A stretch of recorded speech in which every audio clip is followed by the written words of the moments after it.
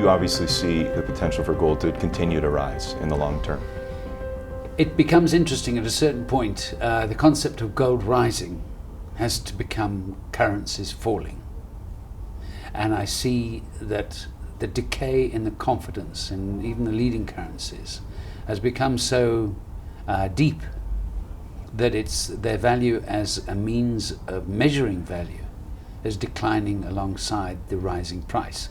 So where do you say the gold price is rising? Where do you say it's actually staying still but currencies are falling? And we're there. And if it keeps going that way, I see governments, and particularly the banking system, turning on the value of currencies quite intensely, as we've seen now. There are big discussions going on in Switzerland under Basel III.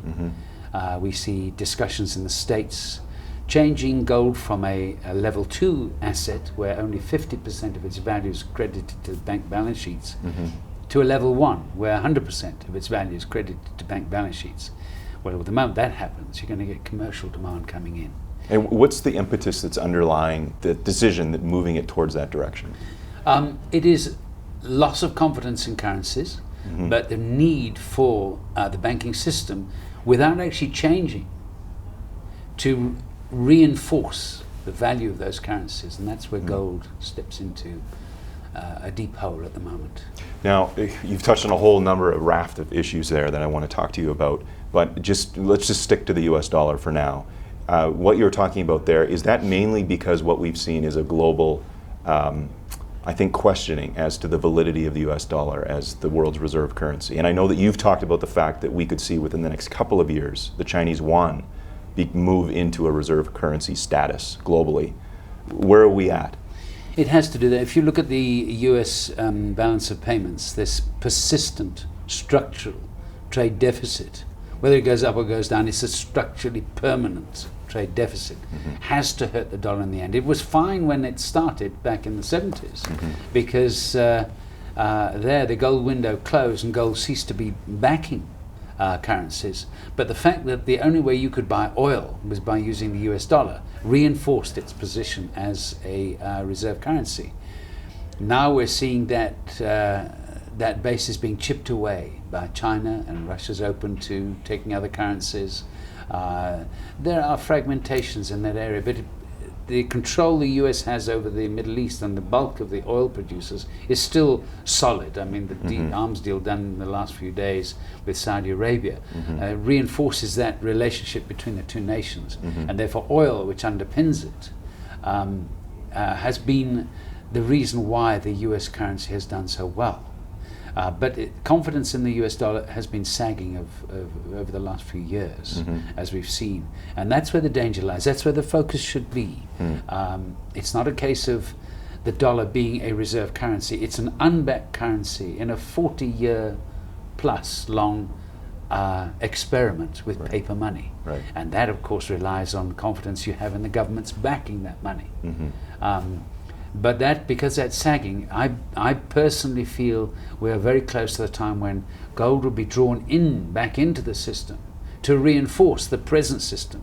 Concept of reform and going back to the gold standard, I don't buy that. We just saw President Barack Obama be reelected. People aren't really sure where he stands in terms of which way the U.S. is going to go economically. They're not sure if he's a deficit hawk. He's not really making it clear as to what he seems to want. We have the fiscal cliff coming here very soon. What do you see as the impact of Barack Obama being reelected as the President of the United States? Well, I have a slightly different perspective to other people. I didn't look at the electoral college results. I looked at the popular vote, which tells the story. And Barack Obama lost 9 million of his 10 million surplus against his last election. Now, if I were a Republican, I'm apolitical. If I were, I would say this has improved our position. Therefore, maybe I have a case for being more intransigent. Now, whether it's Barack Obama or Romney really is almost irrelevant because we've got a gridlock. They can't get decisions made effectively. There's no central driving force to the US economy because of this gridlock. And do you think that's a reflection of the actual populace, though? I mean, because literally we saw that vote split right down. I mean, the margin is razor thin. I think that upped the stakes. I think that's made the future more tenuous. And I would say that it's not a good thing at all for the US economy or for the US dollar, because they need clear direction. Mr. Ben Bernanke has done a terrific job in trying to fill the gap left by non-government. You're a supporter in terms of what the Fed's done. I till this think point. he's done what's necessary. He had little alternative to do it. But I'm not in support of the very experiment, because I think it's now reliant on government. And as we've seen, not just in the States, but in Europe, when it comes to politics and finance, they clash. The two are structurally opposed and with different objectives. And because of that, this is such a fundamental issue, it's such a structural one, that whether it's Barack Obama or Romney is irrelevant. We are facing a structural problem in terms of the dollar. And unfortunately, when you have to weigh politics against finance, politics has to dominate, which is bad news. You wrote something very recently. You talked about the fact that central bankers are trying to deal with the problems that we have, and they're left with fewer tools in their toolbox because governments aren't stepping up to the plate and doing what's necessary on their side. What is necessary on their side? Well, there's an even deeper problem. When the crisis first broke, I wrote that for it to change, we have to see the consumer seeing his house price rise. We have to see him feeling confident about his job, and as a result of those two, feel free to spend. 70% of the US economy is reliant on its retail section, and there's no getting away from that. There's no switching to anything else. It would take a major crisis to switch away from it. So they have to get that right. With the gridlock, they can't. Mr. Ben Bernanke's doing what the accountant, as it were, does in the business, but the owner of the business isn't doing his job. And until that happens, it's not going to change. So in other words, what I'm saying is, whether it's Democratic side or the Republican side, one has to dominate to the point where they can act as true government again. So you're saying we need to see leadership, and we're not seeing leadership. The system prevents it. It's the system, the gridlock is preventing it. It doesn't matter how good the leaders are. They're locked into an ineffective position, and that must change. Do you not feel, this is a question for you, because I take a look at what's happening out there, and it doesn't look like we have a leader spelling out a clear path to where we need to go, and nobody's laying out that clear path because there's political risk in doing that. If somebody actually stepped up to the plate and did that, would that not at least give clarity to the markets and saying, okay, at least we know where they want to take us? It would happen if the system allowed it, but the system per se is preventing it. The structure is the fault, and that's where the dollar comes, and that's where the danger to the dollar really lies. The best news for the dollar has been this fracking of oil, because the concept of America being self-sufficient will change that trade balance. Balance of payments look much better. Therefore, the credibility of the dollar, you would think, would be better, provided it happens before China is such a force in the international community that it tends to eclipse the US power. And so as the overall dominant world power wanes and China rises, so the fragmentation of the global system has to happen. And I put it to you this way: if now China said all trade worldwide will be in the countries of the people we deal with, or the yuan, where would the dollar be? Right. There'd be such an excess. So the dangers facing the dollar and the currency system per se, the 40-year experiment, have been growing by the day. How close do you think we are from that actually potentially happening?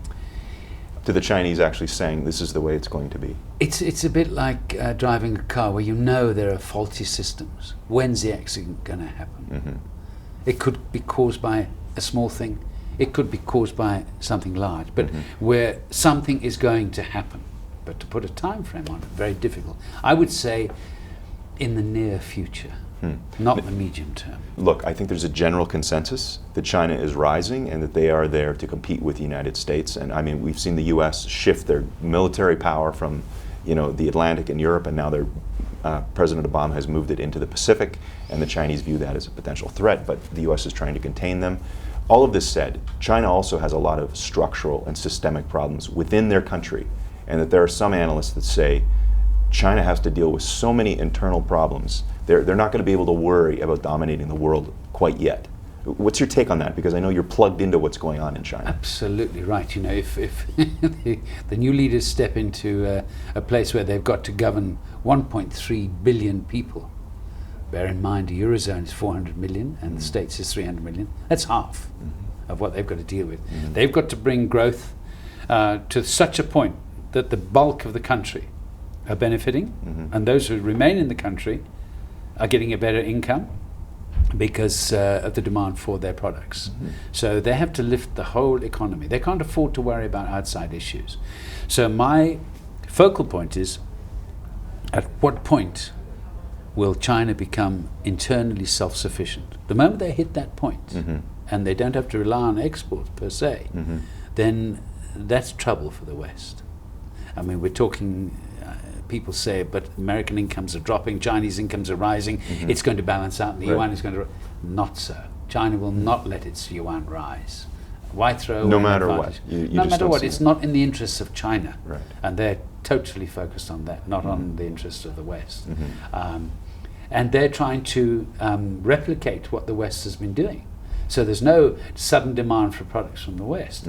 That is so at the moment, but they're trying to get away from that, become internally self-reliant, provide an export base. So the structure of willpower is changing, whether it be from oil fracking to allow Europe and America to regenerate, as it were, old reserves, or whether it be this self-sufficiency in China. The risks to the world economy are rising all the time. And I look at it from a gold perspective. I have no interest in siding with one. Sure. I just want to extrapolate what the results You're an will economist, be. right? And I see gold taking a very critical role because of what it did with the BIS. It will do in international politics. It will add the liquidity. It'll take some of the risks away. It'll make it more tenable for the future to stay with the present system. Over the last several years, China has been the world's #1 producer of gold. How has that impacted the gold market? Hong Kong is going to be the world's financial center in a relatively short time. Singapore is going to follow it, and London is going to wane. I personally see a time when we will have two sets of gold fixings, the ones in London and the ones in either Shanghai or Hong Kong. And it'll be a 24-hour market. But China will be the hub of the gold world through production and through demand. If you take that 1.4 million people, the pattern of saving of the Chinese is to put 40% of their income into savings, of which, of the total 100%, 7% goes into gold. Now that's a function of getting more wealth. It's not an investment decision per se, because that's their nature. And if that pattern continues, and you'll see retail demand in China dominating, but more than that, look at their reserves. We hear this story that, oh well, China hasn't published its reserves. What they do is they buy gold through an agency. Every 5 years, that agency hands the gold to the government, and the government publishes what they bought. Now, the last time they did that was... Why the wait of every 5 years? What's behind that? I don't know. Whether it ties into the Chinese plan, their 5-year plans, or what, I'm not sure. But they are inscrutable. And I think that because of that, they'll keep up that pattern. But if you look at the last time they published their results, or their reserves, it jumped 600 tons from 454. That was an accumulation of the previous 5 years, and that pretty well matches growth of production in China. If you now extrapolate the next 5 years, add China's production to that, suddenly it makes sense for China to buy its own production and not on the international market. Better for the price, better for stability, and more discreet. And nevertheless, their retail side is buying gold in the international market, as we've seen through the licensing of the different international banks. Those international banks are now spreading the gold trade throughout China, particularly to the west, so that the number of cities that have gold retail outlets is growing. And if you look at the number of cities in China, over 1 million people, the figures are that at the moment there's 100. By 2020 there'll be 220. cities with over 1 million. Now this is the concept of potential growth.